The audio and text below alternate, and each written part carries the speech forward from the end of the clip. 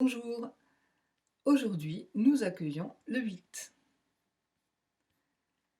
Alors nous sommes presque arrivés à la fin du voyage archétypal des nombres.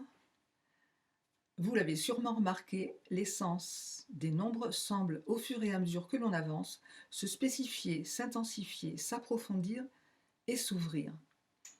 Le 5 nous avait apporté la conscience de l'humain, le 6 la conscience du social, le 7 la conscience de soi. Eh bien, le nombre 8 va nous apporter l'équilibre entre le matériel et le spirituel.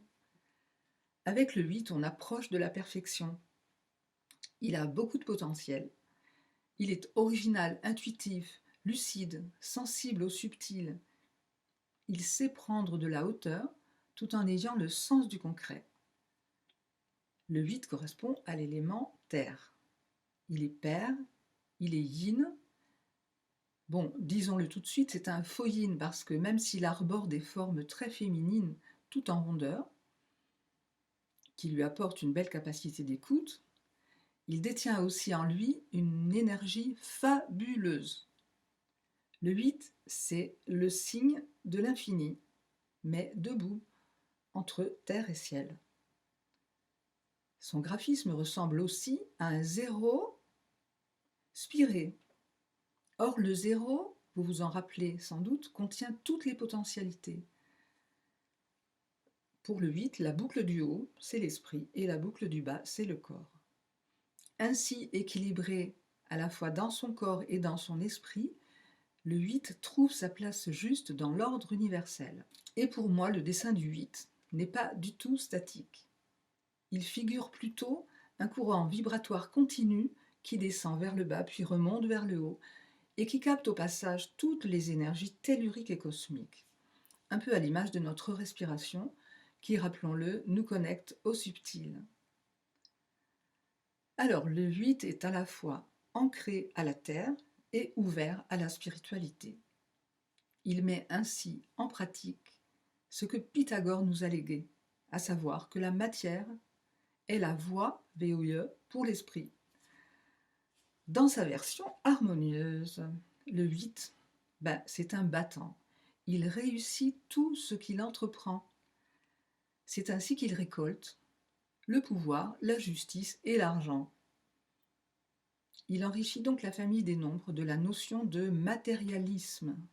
Le 4 nous avait apporté la matérialité, le 8 nous apporte le matérialisme. Par exemple, le 8 capte une idée, boucle du haut, puis la concrétise et la vend dans Internet, boucle du bas. Il est à la fois imaginatif et bien ancré dans la réalité sociale. Ou bien, en tant que directeur d'un grand groupe, avant de prendre une décision importante, il écoute ses salariés, vraiment, puis rassemble toutes ses énergies pour faire des choix qui seront porteurs de développement. C'est un manager né, le 8. Il peut aussi, dès sa jeunesse, prendre parti pour une cause qui est juste pour lui, qu'elle soit politique, sociale, liée à la santé par exemple, et se laisser guider par ce sentiment pour se retrouver président d'une fondation à la fin de sa vie. Et puis le 8 possède en lui la vibration du 2. Il a donc besoin d'être en couple pour être tout à fait équilibré. Dans sa version disharmonieuse, eh bien, parce qu'il a vraiment le goût du pouvoir et qu'il doit sentir tout le potentiel en lui aussi, son ego peut parfois prendre un peu trop d'ampleur. Ou alors, il exercera un contrôle excessif sur ses proches et ses collaborateurs. Ou bien, il aura du mal à partager son pouvoir, à déléguer ses responsabilités. Il accordera trop d'importance aux biens matériels.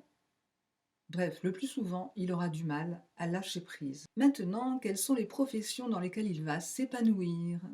Eh bien, le 8 est heureux et efficace dans les métiers de l'économie, de la finance, de la justice, de l'industrie et du commerce. Le petit conseil qu'on pourrait donner au 8, eh bien, d'abord, d'être indulgent envers lui et de se pardonner s'il ne réussit pas tout.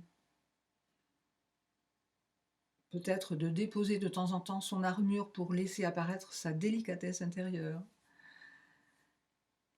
Et puis, peut-être de pratiquer des activités douces qui équilibrent à la fois le corps et l'esprit, pour entretenir à la fois la fluidité dans son corps et sa conscience de la posture parfaite dans le juste milieu. Voilà, à très bientôt pour le 9.